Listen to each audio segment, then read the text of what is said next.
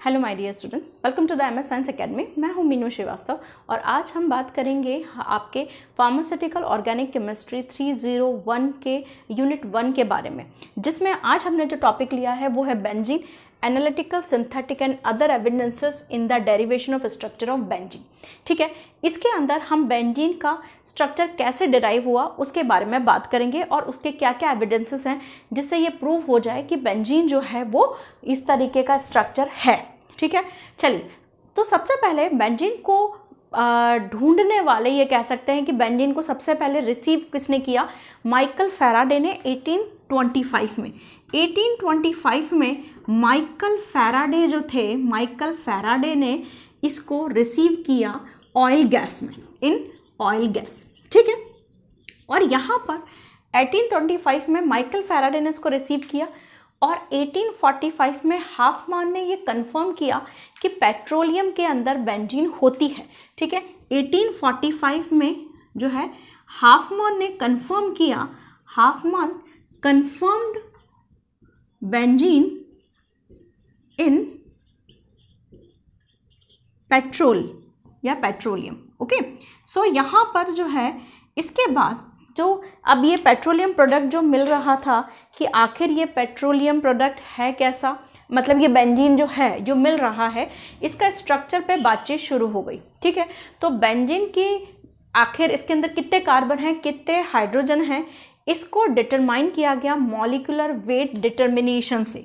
Molecular weight determination method से, wait determination method से इसका मॉलिक्यूलर वेट, इसका जो है ये पता लगाया गया, इसका मॉलिक्यूलर स्ट्रक्चर, इसका जो फॉर्मूला था, मॉलिक्यूलर फॉर्मूला डिटरमाइन किया गया और ये जो है ये आया C6H6, यानी कि 6 कार्बन और 6 हाइड्रोजन इसके अंदर प्रेजेंट होते हैं। क्लियर है? यहाँ पर 6 कार्बन और 6 हाइड्रोजन जो प्रेजेंट होते हैं ये यहाँ पर मॉलिक्यूलर वेट डिटर्मिनेशन से रिसीव किया गया। ठीक है, अब यहाँ पर हुआ क्या, यहाँ पर ये बात हुई कि ठीक है ये 6 कार्बन हैं और 6 हाइड्रोजन है, ये 6 कार्बन है और 6 हाइड्रोजन है, तो ये अरेंज्ड कैसे हैं, ये बात, इस पे बात छिड़ी। ठीक है, तो इस पे जो है कौन कौन से स्ट्रक्चर्स हैं वो यहाँ पर अपन लिखने की थोड़ी सी कोशिश करते हैं कि यहाँ पर 6 कार्बन 6 हाइड्रोजन अरेंज कैसे कैसे हैं। ठीक है, तो यहाँ पर 3 4 5 6 ये 6 कार्बन अरेंज हैं, यहाँ पर 2 और जो है फर्स्ट इस तरीके से अरेंजमेंट दिए गए कि यहाँ पर जो है 1 2 3 4 5 6 यानी कि इस तरीके से यहाँ पर मतलब कुछ कुछ स्ट्रक्चर्स दी गई कि ताकि इसका डबल बॉन्ड जो है सेट हो जाए, या मतलब इसके 6 कार्बन और 6 हाइड्रोजन सेट हो जाए। तो एक स्ट्रक्चर ये दी गई, इसमें हाइड्रोजन देख लीजिए, कार्बन की वैलेंसी कितनी होती है, 4 होती है, तो ये 2 हो गया और ये 3, ये 4, ये 5 6। ठीक है, एक स्ट्रक्चर ये दी गई, उसके बाद एक स्ट्रक्चर ये दी गई, 1 2 3 4 5 6। अब यहाँ पर ये है एक, इसमें ट्रिपल बॉन्ड अरेंज हुआ और 1 2 3 4 5 और एक इसमें यहाँ ट्रिपल बॉन्ड। तो अब ये कितना हो गया, CH3 और ये CH3, एक ये हो गया। तो यहाँ पर ये अरेंजमेंट हो गया। इसके बाद यहाँ पर क्या हुआ कि ये जो है आपका पहले और दूसरे कार्बन पे ट्रिपल बॉन्ड, पहले एक, अब ये 6 कार्बन थे, 1 2 3 4 5 6, अब पहले और दूसरे कार्बन पर ट्रिपल बॉन्ड अरेंज हुआ और लास्ट के दूसरे कार्बन पे जो है डबल बॉन्ड अरेंजमेंट किया गया। ठीक है, अब यहाँ पर जो है क्या किया गया, यहाँ पे देखिए इसके हाइड्रोजन बैलेंस किए गए, 1 2 3, अगर इसको ट्रिपल बॉन्ड कर दो तो यहाँ पर ये हो गया, ये हो गया 2 2 4 और 2 6। हाँ ठीक है ना, तो इतना हो गया। यहाँ पर CH2 इसको कर दीजिए, देखिए यहाँ पर अब ये जो है ओपन चेन स्ट्रक्चर्स दी गई इस तरीके से। कौन कौन से स्ट्रक्चर्स दी गई? पहली स्ट्रक्चर ये दी गई, दूसरी स्ट्रक्चर ये दी गई और तीसरी स्ट्रक्चर ये दी गई। ठीक है, यानी कि पहली स्ट्रक्चर में ये सेकंड आपका इस तरीके से C6H6 को अरेंज किया गया, दूसरे में C6H6 को ऐसे अरेंज किया गया और तीसरे में C6H6 को इस तरीके से अरेंजमेंट किया गया। अब यहाँ पर क्या हुआ था कि ये जो स्ट्रक्चर्स थी ये ओपन चेन स्ट्रक्चर्स थी, लेकिन ये जो तीनों स्ट्रक्चर्स थी ये किसी ना किसी तरीके से रिजेक्ट की गई। मतलब रिजेक्ट इसलिए नहीं कि रिजेक्ट करना चाहते थे, एक्चुअली हो रहा ये था कि कुछ ये जो प्रोडक्ट्स थे, यानी कि ये जो तीनों स्ट्रक्चर्स थे कुछ एविडेंसेस को प्रूव नहीं कर पा रही थी, इस वजह से ये जो ओपन चेन स्ट्रक्चर्स थी उनको ख़त्म कर दिया गया, रिजेक्ट कर दिया गया और ये बोला गया कि भाई ये सब गलत है, अब आप इसके नए स्ट्रक्चर पे काम करिए। ठीक है, तो यहाँ पर जो है अब हम बात करेंगे कि ये स्ट्रक्चर्स रिमूव या रिजेक्ट क्यों की गई। ठीक है, तो यहाँ तक एक बार फटाफट से स्क्रीनशॉट ले लीजिए। चलिए ठीक है, अब यहाँ पर जो है ऑल दीज, अब यहाँ पर जो अब नेक्स्ट पॉइंट हम लिखेंगे, all this structures was rejected, all these structures were rejected, all open chain structures were rejected। क्यों, अब क्यों रिजेक्ट किया गया, ऐसा क्या हो गया इसके अंदर? ऐसा इसलिए हो गया क्योंकि यहाँ पर क्या हुआ कि ये कुछ ना कुछ ऐसी चीज़ें थी जो इससे इनको देनी चाहिए थी इन ओपन चेन स्ट्रक्चर को, यानी कि अगर ये ओपन चेन स्ट्रक्चर बेंजीन की है तो बेंजीन को देनी चाहिए थी, लेकिन बेंजीन दे नहीं रहा था। तो सबसे पहले था कि KMnO4 का डीकलराइजेशन।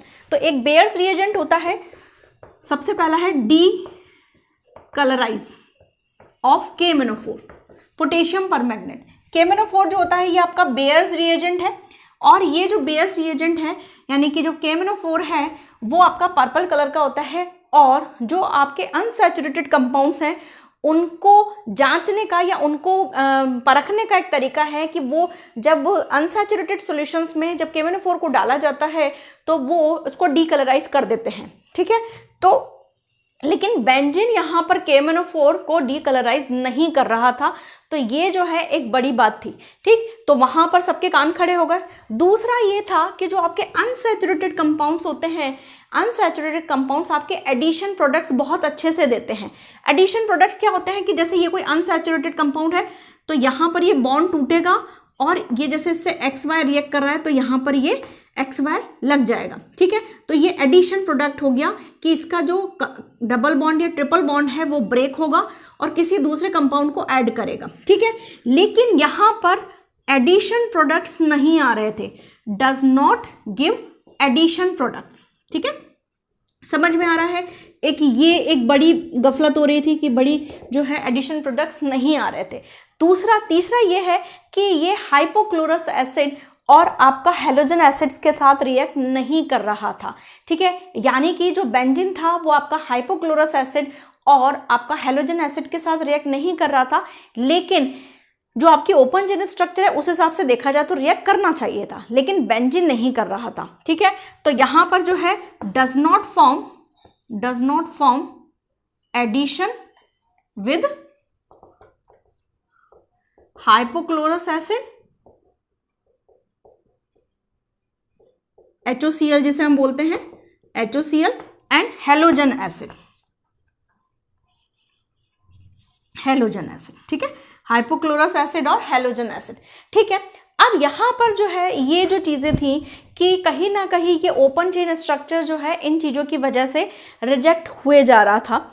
अब इसके अलावा ये देखा गया कि जो बेंजीन है वो क्या कर रहा था, वो क्लोरीन के साथ जो है एडिशन प्रोडक्ट दे रहा था, और वो एडिशन प्रोडक्ट जो है वो ओजोन के साथ मिलके ट्राई ओजोनाइड बना रहा था। ये रिएक्शन अपन डिटेल में समझेंगे, लेकिन अभी सिर्फ मैं आपको बता देती हूँ कि ये जो है इन सब के साथ तो एडिशन प्रोडक्ट नहीं दे रहा था, लेकिन but produce addition product with chlorine in the presence of sunlight, ठीक है, सनलाइट बोल दीजिए, यूवी लाइट बोल दीजिए, बात बराबर है, अल्ट्रावायलेट रेस। ठीक है, तो सनलाइट की प्रेजेंस में जो है ये रिएक्ट कर रहा था। इसके अलावा यहाँ पर ये क्या बना रहा था, C6H जो है ये यहाँ पर ये बना रहा था C6H6Cl6, C6H6Cl6 ये बन रहा था। ठीक है। तो यहाँ पर क्या हुआ कि ये जो चीज़ थी कि ये जो है अनसैचुरेटेड कंपाउंड इस तरीके के प्रोडक्ट नहीं देते हैं, और इसके बाद जो है ये ओजोन के साथ रिएक्ट करके ट्राई ओजोनाइड बनाता है। इसको मैं, इस रिएक्शन को मैं आपको पूरा बताऊंगी, ट्राई ओजोनाइड वाले को थोड़ा सा वेट करिएगा। इसमें try ozonide form try ozonide, ठीक है, ये करता है। अब यहाँ पर क्या हुआ है कि जो ट्राइओजोनाइड जो बन रहा है, इसके बाद ये ग्लाइकोजल की रिएक्शन भी देता है, वो भी हम पढ़ेंगे। लेकिन कहीं ना कहीं ये कुछ एविडेंसेस थे जिसकी वजह से इसका ओपन चेन स्ट्रक्चर जो है वो रिजेक्ट कर दिया गया कि भाई ओपन चेन स्ट्रक्चर तो ये इसके लिए मान्य नहीं होगा। तो फिर ठीक है, अब ओपन चेन स्ट्रक्चर नहीं है तो सारे जो साइंटिस्ट थे वो अपना दिमाग दौड़ाने लगे। तो केकुले जो थे साइंटिस्ट थे, उन्होंने एक जो है क्लोज चेन स्ट्रक्चर्स यानी कि एक हेक्सागोनल साइक्लिक रिंग को प्रपोज किया, और वो किस बेसिस पर प्रपोज किया था उसके लिए अपन बात कर लेते हैं, ठीक है। तो इतनी बात क्लियर है, फटाफट से एक जो है स्क्रीनशॉट लीजिए। चल अब देखिए यहाँ पर कैकुले जो थे, कैकुले ने कुछ एविडेंसेस लिए, मतलब कैकुले इस पे बहुत उनका काम काफ़ी सराहनीय था इस टाइम पे, और उन्होंने कुछ जो है बेंजीन जो स्ट्रक्चर्स यानी कि जो रिएक्शंस दे रहा था उसके हिसाब से इन्होंने क्या किया, एक cyclic hexagonal cyclic ring propose की। तो जिन एविडेंसेस को लेके कैकुले ने प्रपोज किया था वो हम बात कर लेते हैं। So Kekule proposed hexagonal cyclic ring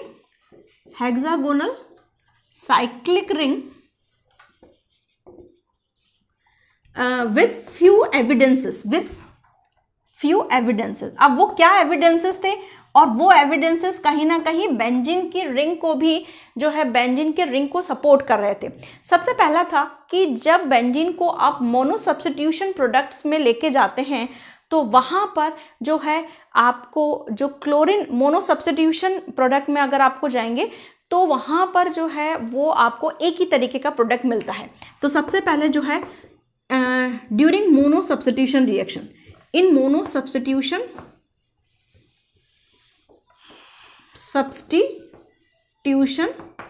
reaction benzene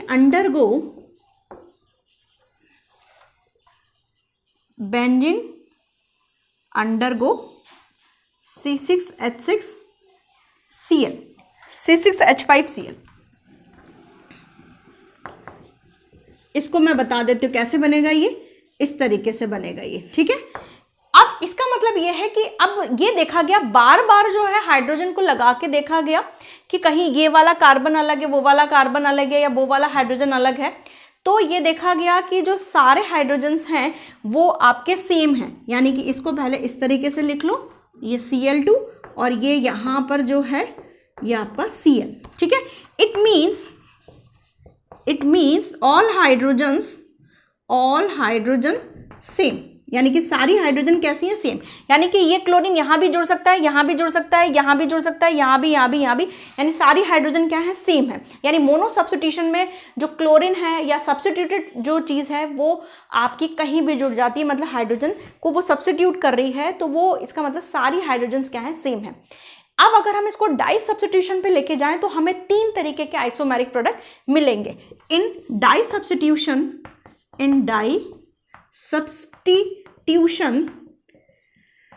3 isomeric products will be formed, ठीक है। 3 आइसोमेरिक प्रोडक्ट जो हैं वो इसके अंदर फॉर्म होंगे। देखिए कैसे, आपको अभी तो हमको मालूम है, ये आपका ऑर्थो, ये आपका पैरा और ये आपका Meta.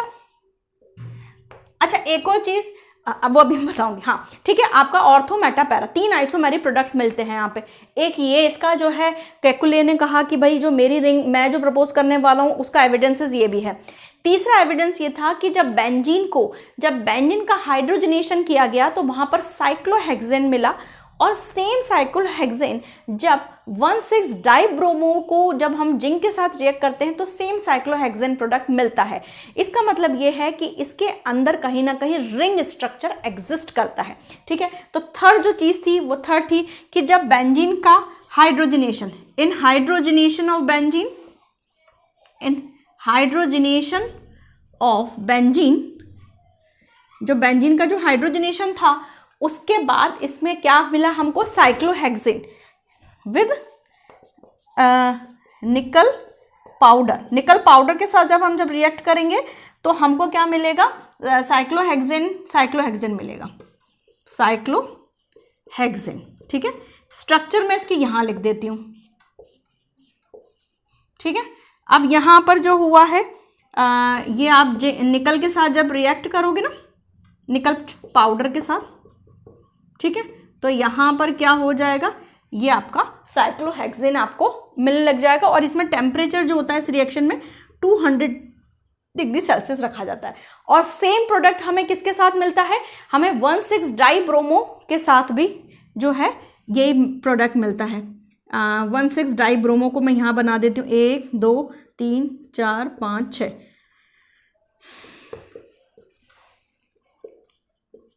CH2 CH2 CH2 CH2 CH2 CH2। ठीक है, तो यहाँ पर जब हम इसकी जिंक के साथ रिएक्शन करेंगे, इसको हाइड्रोजनेशन करेंगे, तो सेम प्रोडक्ट हमको साइक्लोहेक्सेन मिलेगा। This is cyclohexane. इसको आप लिख लीजिए, ये क्या है आपका, साइक्लोहेक्सेन। तो इसका मतलब ये है कि कहीं ना कहीं इसके हाइड्रोजनेशन से हमको साइक्लिक चीज मिल रही है। तो फिर कैकुले ने प्रपोज किया। ठीक है, तो कैकुले ने जो प्रपोज किया वो अब हम देख लेते हैं। इतनी चीजें समझ में, ये सब एविडेंसेस चल रहे हैं, ठीक है, कि कैसे हम उसके स्ट्रक्चर्स तक पहुंचे। ठीक, अब यहाँ पर जो है हम इसके कैकुले के स्ट्रक्चर को देखते हैं कि कैकुले ने आखिर कौन सा स्ट्रक्चर प्रपोज किया था। इसका फटाफट से स्क्रीनशॉट लीजिए। चलिए, ले लिया। अब हम बात कर लेते हैं यहाँ पर जो है कैकुले ने कैसे कैसे स्ट्रक्चर को इसको प्रपोज किया और कैसे इसका जो है आगे काम बढ़ा। तो कैकुले ने जो है ये प्रपोज किया कि भाई ये इसके अंदर 6 कार्बन तो हैं और 6 कार्बन जो हैं, then after such evidences Kekule proposed cyclic structure. Kekule proposed cyclic structure.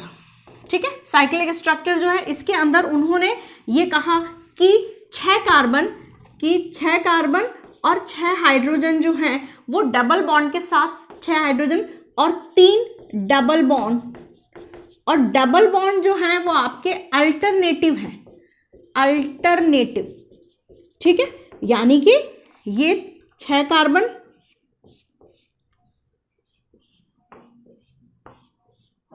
ठीक है, अब यहां पर ये और यहां पे ये। ठीक है, ये 6 कार्बन जो है वो अल्टरनेटिव डबल बॉन्ड्स में प्रेजेंट है।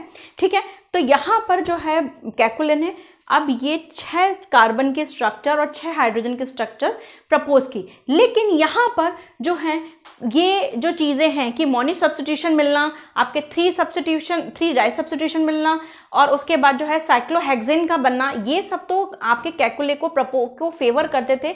लेकिन कुछ ऐसी चीज़ें थी कि जो कैकुले के स्ट्रक्चर को फेवर नहीं करती थी। तो उसके लिए कैकुले ने क्या कहा उसकी भी हम बात करेंगे। तो चलिए विदाउट डिले हम उसकी बात कर लेते हैं।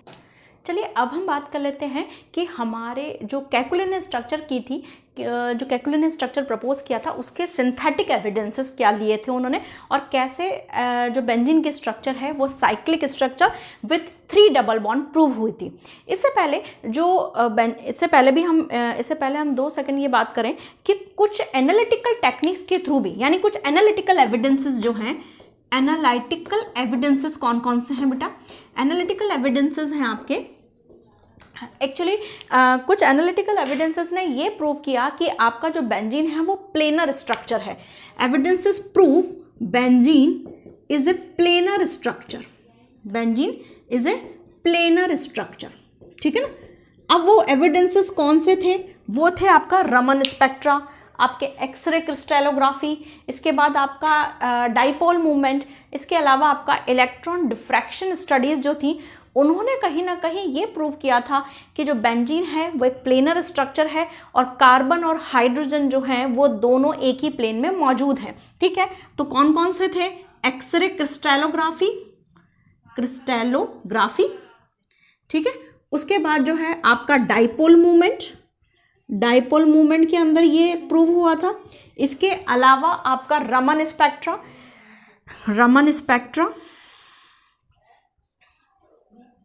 रमन स्पेक्ट्रा। इसके अलावा आपका electron diffraction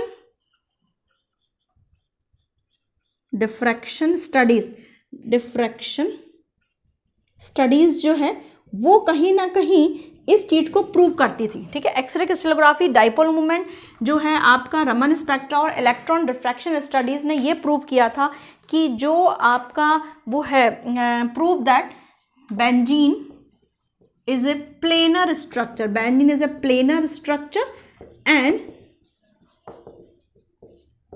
carbon and hydrogen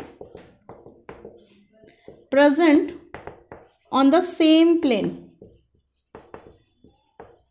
clear है इतनी बात? जल्दी से इसका स्क्रीनशॉट लीजिए फटाफट से, फिर हम आगे बात चलते हैं कि कौन कौन से सिंथेटिक एविडेंसेस थे जो कि ये प्रूव करते थे कि हमारे जो बेंजीन है वो, हमारी बेंजीन के अंदर डबल बॉन्ड, 3 डबल बॉन्ड्स हैं और यहाँ पर जो है ये 3 डबल बॉन्ड्स कहीं ना कहीं किस तरीके से अरेंज हैं, ये भी बात करते हैं। चलिए, ले लिया स्क्रीनशॉट। चलिए, अब यहाँ पर जो है सिंथेटिक एविडेंसेस की हम बात करेंगे, इतना मैं रब कर रही हूँ। अब सिंथेटिक एविडेंसेस जो हैं वो, और अदर एविडेंसेस में हम इसकी रेजोनेटिंग स्ट्रक्चर्स पढ़ेंगे जो कि हम रेजोनेंस में हम बात करेंगे। ठीक है, तो अदर सिंथेटिक एविडेंसेस जो हैं वो आपके कौन से हैं? सिंथेटिक एविडेंसेस ये प्रूव करते हैं सबसे पहले कि जो आपका बेंजीन है वो 3 मॉलिक्यूल हाइड्रोजन से रिएक्ट करता है और साइक्लोहेक्सेन बनाता है, जिसको कहीं ना कहीं कैकुले ने भी एक जो है बेस के फॉर्म में, एक जो है प्रूफ की फॉर्म में लिया था अपना स्ट्रक्चर डिराइव करने के लिए। ठीक है, तो जो बेंजीन है, benzene react with 3 molecule of hydrogen and form the cyclohexane. तो बेंजीन का स्ट्रक्चर जो है और साइक्लोहेक्सेन जो है वो इस तरीके से बनता है। ठीक है, और ये यहाँ पर जो है निकल और 200 डिग्री टेम्परेचर की रिक्वायरमेंट होती है। इतना क्लियर है? ये जो है आपका साइक्लोहेक्सेन का बनना, यानी कि C6H12 का बनना जो है, दैट इज साइक्लोहेक्सेन। क्लियर है? सेकंड जो होती है, सेकंड जो हमारा एविडेंसेस था, इसमें आप पूरा लिखेंगे that benzene react with 3 molecule hydrogen in the presence of निकल and the 200 degree Celsius temperature, it will form the cyclohexane, ऐसा पूरा लिखिएगा। ठीक है, दूसरा जो एविडेंसेस है कि जो बेंजीन है वो 3 मॉलिक्यूल क्लोरीन के साथ रिएक्ट करता है। अच्छा, इससे क्या होता है? It shows it has that benzene has 3 double bond, 3 double bond तो हैं भाई इसके अंदर। ठीक है, अब यहाँ पर जो है ये जो चीज़ है कि दूसरा जो स्ट्रक्चर है, दूसरा एविडेंसेस है कि बेंजीन जो है 3 मॉलिक्यूल क्लोरीन के साथ रिएक्ट करता है और बेंजीन हेक्साक्लोराइड बनाता है। ठीक है, इससे भी हमें पता लगता है कि इसके अंदर कहीं ना कहीं जो है 3 डबल बॉन्ड है। तो ये आपका बेंजीन है C6H6 प्लस 3 क्लोरीन, ये 3 मॉलिक्यूल हो गए ये आपका, और ये जो बन गया आपका C6H6Cl6। ठीक है, तो it proves that benzene has 3 double bond, benzene has 3 double bond. ठीक है, 3 डबल बॉन्ड्स। क्लियर है यहाँ पे? अब यहाँ पर जो है ये जो आपका हेक्साक्लोरोबेंजीन जो है, हेक्साक्लोरो जो बेंजीन है, ये आपका किससे रिएक्ट करता है? ओजोन से। मैंने आपको बोला था मैं ट्राइओजोनाइड वाली रिएक्शन बताऊंगी आपको, और ट्राइओजोनाइड वाली रिएक्शन अब हम बात करेंगे। This hexachlorobenzene react with ozone and form triozonide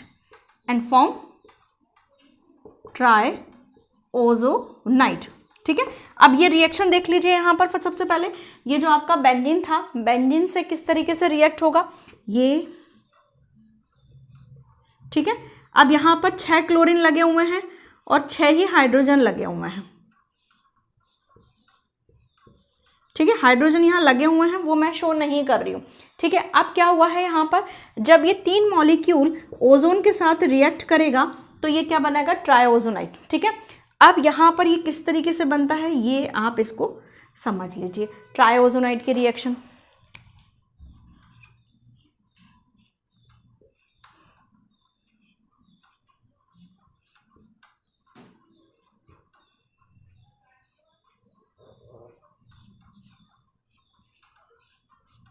ये हो गया, ठीक है। अब यहाँ पर क्या हुआ है कि ये जो ट्राइओजोनाइड है जब ये जिंक डस्ट के साथ रिएक्ट करता है, एक मिनट मेरा ग्रीन पेन नहीं दिख रहा है, हाँ, अब ये क्या है, ये जब जिंक डस्ट के साथ रिएक्ट करता है बेटा, ये जिंक डस्ट के साथ, तो ये क्या बना लेगा, ये बना लेता है ग्लायोक्सल बना लेता है। 3 मॉलिक्यूल ग्लायोक्सल और 3 मॉलिक्यूल हाइड्रोजन पेरोक्साइड के प्रोड्यूस करता है। कैसे टूटता है ये इसको समझिए, ये ऐसे, ये ऐसे, ये ऐसे, ठीक है। तो यहाँ पर क्या हो जाएगा, 3 मॉलिक्यूल आपके ग्लायोक्सल के बन जाएंगे, CHO ऐसे आपके 3 मॉलिक्यूल बन जाएंगे और 3H2O2 ये बन जाएगा। क्लियर है। तो यहाँ पर ये जो रिएक्शन है ट्राइओजोनाइड, इस फेज को हम बोलते हैं ट्राइओजोनाइड, ठीक है ना। ये है आपका ट्राइओजोनाइड, ध्यान रखिएगा, ठीक है। तो ये जो ट्राइओजोनाइड है ये बनना, ये प्रूव करता है कहीं ना कहीं आपका जो है 3 इसके अंदर डबल बॉन्ड है और 6 कार्बन की प्रेजेंस ये शो करता है। क्लियर है। अब यहाँ पर जो है इसके अलावा एक और इसका जो है सिंथेटिक एविडेंसेस है, जिसके अंदर जो है 3 मॉलिक्यूल एसिटिलीन जब रिएक्ट करता है रेड हॉट आयरन ट्यूब से तो वो बेंजीन बनता है, और ये रिएक्शन एसिटिलीन में भी प्रूव होती है और ये बेंजीन के सिंथेटिक एविडेंसेस को भी प्रूव करती है। तो यहाँ पर जो है 4th एविडेंस मैं यहाँ लिख देती हूँ। 4th एविडेंस 3 मॉलिक्यूल एसिटिलीन है ना, 3 मॉलिक्यूल एसिटिलीन को मैं ऐसे लिख देती हूँ। जब आप रेड हॉट आयरन ट्यूब के अंदर से आप इसको क्रॉस करते हो तो ये क्या बन जाता है, आपका बेंजीन फॉर्म हो जाता है, ठीक है, यहाँ पर, ठीक है। अब यहाँ पर ये जो चीज़ है ये कहीं ना कहीं आपका ये प्रूव करती है कि एसिटिलीन जो होगा ये आपका कहीं ना कहीं 3 मॉलिक्यूल एसिटिलीन मतलब 6 कार्बन और 6 हाइड्रोजन यहाँ पर होने की प्रेजेंस को शो करते हैं, ठीक है। अब हम बात कर लेते हैं इसके अदर एविडेंसेस, यानी कि इसकी रेजोनेटिंग एविडेंसेस में, जिसके अंदर हम इसके रेजोनेटिंग स्ट्रक्चर और हीट ऑफ हाइड्रोनाइजेशन को हम डिस्कस करते हैं। अब देखिए यहाँ पर जो कैकुले ने प्रपोज किया था स्ट्रक्चर प्रपोज किया था, इसको मैं अभी समझाऊंगी आपको, ये मैंने क्यों लिखा हुआ है। सबसे पहले बताऊंगी कि कैकुले ने आपको स्ट्रक्चर इस तरीके से प्रपोज किया था कि 6 कार्बन है और 6 हाइड्रोजन है और अल्टरनेट डबल बॉन्ड है, ठीक है। और इन्होंने फिर एक और बात कही, क्योंकि अब यहाँ पर कुछ ऑब्जेक्शंस आने लगे थे कैकुले के स्ट्रक्चर को लेके, तो यहाँ पर उन्होंने फिर ये कहा कि ये जो डबल बॉन्ड है ये यहाँ पर डबल बॉन्ड इक्वली डिस्ट्रीब्यूटेड है सभी में, यानी कि जो डबल बॉन्ड है वो आपका इक्वली डिस्ट्रीब्यूटेड है, यानी कि वो डबल बॉन्ड ऐसे भी आप लिख सकते हो, ऐसे भी लिख सकते हो, और वो फाइनली आप ऐसे भी लिख सकते हो या आप ऐसे भी लिख सकते हो, ठीक है। इसका मतलब ये है कि जो डबल बॉन्ड ये है वो जो इस कार्बन के हिस्से में है वो इस कार्बन के हिस्से में भी है, और जो डबल बॉन्ड इधर है वो इस कार्बन के हिस्से में भी है और इस कार्बन के हिस्से में भी है, और जो डबल बॉन्ड इधर है वो इस कार्बन के हिस्से में भी है और इस कार्बन के हिस्से में भी है। मतलब each 6 carbons has the equally distributed the 6 electrons, 6 pi electrons। Pi electron कैसे हैं वो मैं आपको ऑर्बिटल स्ट्रक्चर में सेकंड वीडियो में मैं आपको समझाऊंगी, ठीक है। तो यहाँ पर जो अदर एविडेंसेस हैं वो ये शो करते हैं कि कहीं ना कहीं बेंजीन जो है वो आपका एक रेजोनेटिंग हाइब्रिड है। अब ये रेजोनेटिंग हाइब्रिड क्या होता है, यानी कि बेंजीन की ये स्ट्रक्चर जो होती है वो उसकी कुछ कह सकते हैं कि कुछ रिएक्शंस को शो करता है, ये वाली स्ट्रक्चर उसके कुछ रिएक्शंस को शो करता है, ये वाली स्ट्रक्चर उसके कुछ रिएक्शंस को शो करता है, ये वाली स्ट्रक्चर भी शो करता है और ये वाली भी। मतलब कि टोटल मिला के जो आपकी बेंजीन है वो एक रेजोनेटिंग स्ट्रक्चर है, इन सारी स्ट्रक्चर्स का मिला जुला रूप है। क्लियर है।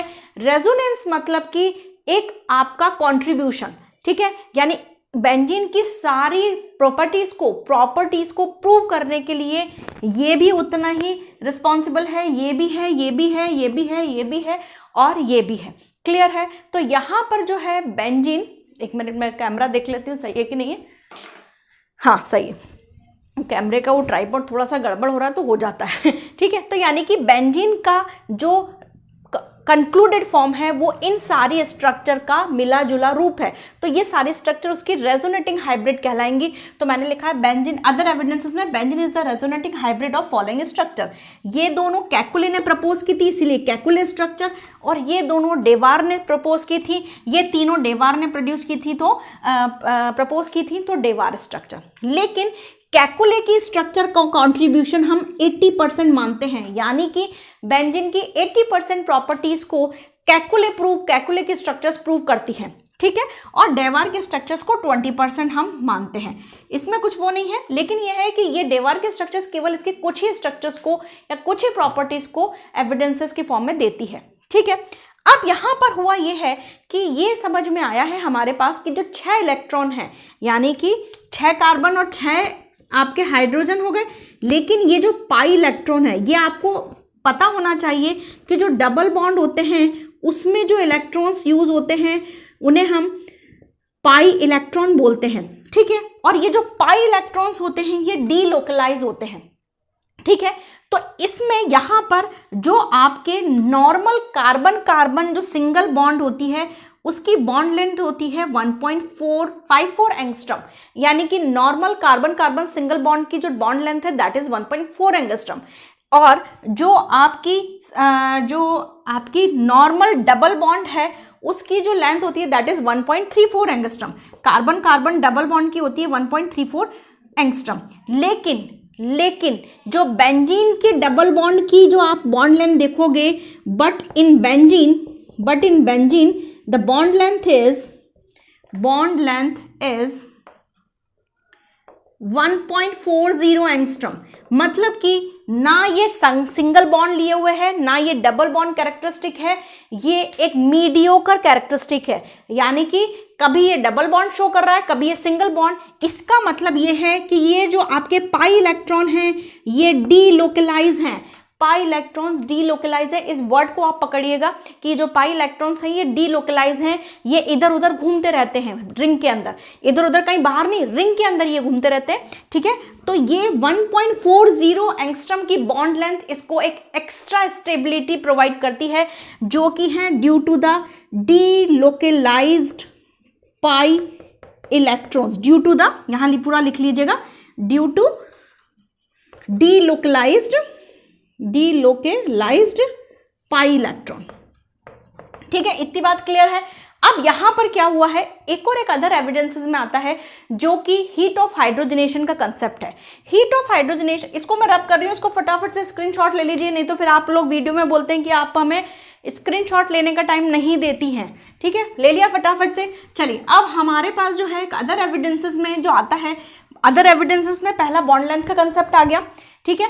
दूसरा जो कंसेप्ट आता है that is heat of hydrogenation, दूसरा कंसेप्ट आता है heat of hydrogenation, heat of hydrogenation, ठीक है।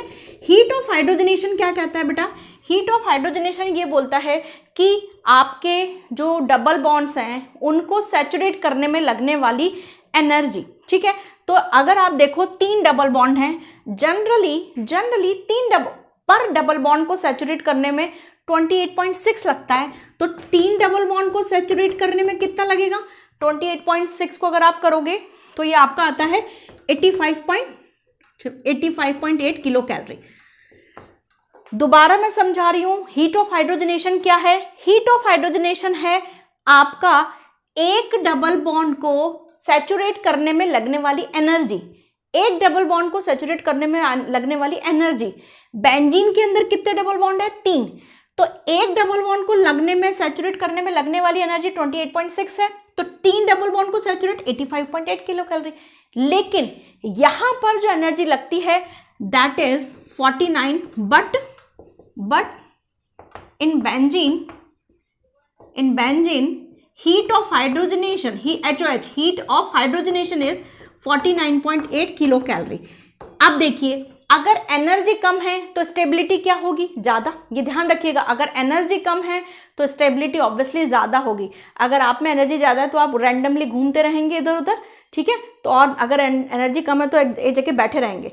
तो इसका मतलब अगर एनर्जी ज़्यादा है तो वहां पर स्टेबिलिटी क्या होगी, कम, लेकिन यहाँ एनर्जी कम है तो स्टेबिलिटी क्या होगी, ज़्यादा। So the benzene has extra stability.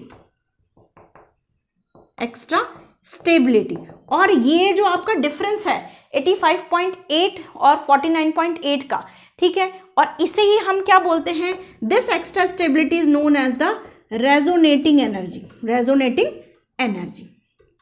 This, so benzene has the extra stability and this extra stability energy is known as the resonating energy। ठीक है, तो ये जो आपका पार्ट होता है कौन कौन सा, एनालिटिकल, सिंथेटिक और अदर एविडेंसेस जो हैं वो हमने पढ़ लिए हैं। उसके बाद हमको पूरा पढ़ना है नेक्स्ट वीडियो में आपका ऑर्बिटल स्ट्रक्चर और आपका बेंजीन का मॉलिक्यूलर जो पूरा का पूरा ऑर्बिटल स्ट्रक्चर है वो, और उसका रेजोनेंस जो है वो हमें पूरा पढ़ना है। आई होप आपको वीडियो समझ में आया होगा। कोई भी डाउट है कमेंट सेक्शन में पूछिए, otherwise please like share and subscribe. Thank you.